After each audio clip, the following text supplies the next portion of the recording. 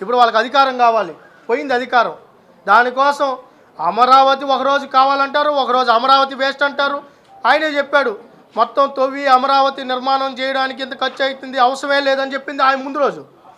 ఎప్పుడైతే ప్రజా సంఘాలు ప్రజలంతా వ్యతిరేకించారో మళ్ళీ సజ్జల రామకృష్ణారెడ్డి మీడియా ముందుకు తెర మీదకి వచ్చాడు. కాబట్టి వాస్తవం చెప్పాలంటే ఇంక వాళ్ళతో ఏం పని ఉందబ్బా, ఇంక వైసీపీ నాయకులతో ఏం పని, వాళ్ళ మాటను ఎవరు తీసుకుంటారు?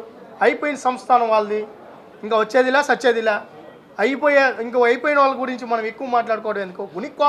ఉనికి కోసం రోజుకు ఒక మాట మాట్లాడతారు.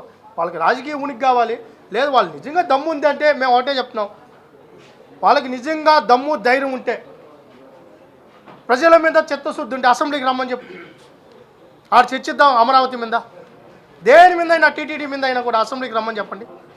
అసెంబ్లీకి రాకుండా చర్చించకుండా జీతాలు తీసుకునే వాళ్ళ గురించి నేను మాట్లాడితే బాగుండదు.